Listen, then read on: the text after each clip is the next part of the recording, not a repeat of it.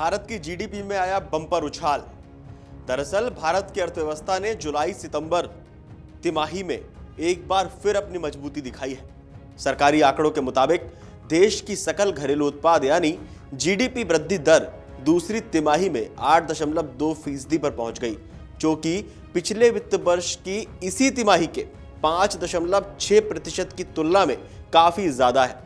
यह लगातार 6 तिमाहियों में सबसे ऊंची वृद्धि दर है, जिसने आर्थिक मोर्चों पर सकारात्मक माहौल बनाया है। इस तेजी के पीछे सबसे अहम योगदान विनिर्माण क्षेत्र का रहा। जीएसटी दरों में कटौती के बाद उपभोग बढ़ने की उम्मीद से कारखानों ने अधिक उत्पादन किया, जिससे इंडस्ट्री को नई गति मिली। आंकड़ों के मुताबिक विनिर्माण क्षेत्र में 9.1% की भारी वृद्धि दर्ज की गई, जबकि पिछले वित्त वर्ष की इसी तिमाही में ये वृद्धि सिर्फ 2.2% थी। विनिर्माण का ये उछाल इसलिए खास है क्योंकि ये देश के जीडीपी में लगभग 14% योगदान देता है। इसके साथ ही पहली तिमाही की 7.8% वृद्धि दर की तुलना में भी दूसरी तिमाही की रफ्तार तेज निकली है। सरकार का मानना है कि मजबूत घरेलू मांग, उत्पादन में सुधार और नीति स्तर पर स्थिरता ने इस वृद्धि को संभव बनाया है। अगर हम राजकीय कोष के घाटे की बात करें तो जहां एक और जीडीपी के मोर्चे से अच्छी खबर सामने आई है, वहीं सरकार के खजाने से जुड़े आंकड़े थोड़ी चिंता भी बढ़ाते हैं। अप्रैल से अक्टूबर के बीच यानी इस वित्तीय वर्ष के पहले 7 महीनों में भारत का राजकोषीय घाटा 8.25 लाख करोड़ रुपए पर पहुंच गया है। ये आंकड़ा वार्षिक अनुमान का 52.6% है, जो पिछले वर्ष इसी अवधि के 46.5% से ज्यादा है। यानी सरकार ने इस वित्तीय वर्ष के लिए राजकोषीय घाटा जीडीपी के 4.4% तक लाने का लक्ष्य रखा है, जबकि एक साल पहले यह आंकड़ा 4.8% था।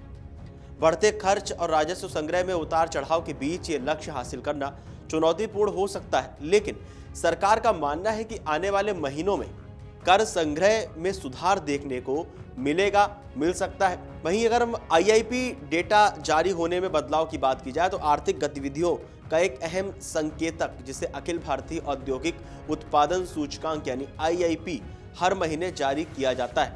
अक्टूबर 2025 का आईआईपी डेटा 28 नवंबर को जारी होना था, लेकिन इस बार इसकी तारीख बदल गई है। सरकार ने बताया कि जीडीपी के त्रैमासिक अनुमान और आईआईपी दोनों को एक साथ जारी किया जाना था। ऐसे में समय समन्वय के लिए यह बदलाव जरूरी था। अब अक्टूबर का जो आईआईपी डेटा है वो 1 दिसंबर को शाम 4 बजे जारी किया जाएगा। आमतौर पर यह आंकड़ा हर महीने 28 तारीख को आता है और अगर उस दिन अवकाश हो तो अगला कार्य दिवस चुना जाता है। अगर हम बात करें तो भारत की जो अर्थव्यवस्था है इस समय घरेलू मांग, उत्पादन और सेवाओं की मजबूती पर आगे बढ़ रही है। जीडीपी में 8.2% की वृद्धि इस बात का संकेत है कि वैश्विक चुनौतियों के बावजूद भारत की आर्थिक व्यवस्था लचीली और सक्रिय बनी हुई है, ग्रोथ हो रही है, हमारी जीडीपी बढ़ रही है। विनिर्माण क्षेत्र की मजबूत बढ़त से नौकरियों, उत्पादन क्षमता और निवेश के मोर्चों पर भी सकारात्मक प्रभाव पड़ेगा।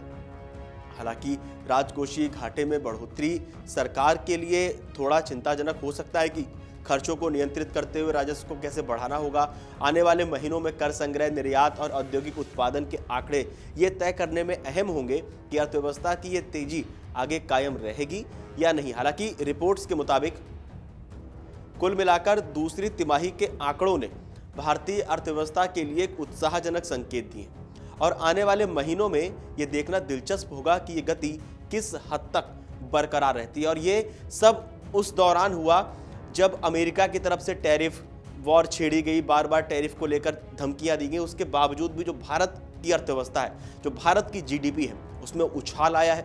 उसमें एक ये कहा जाए कि बहुत बड़ा उछाल आया है और बहुत आगे बढ़ी है। आप लोगों को क्या लगता है भारत की जीडीपी को लेकर?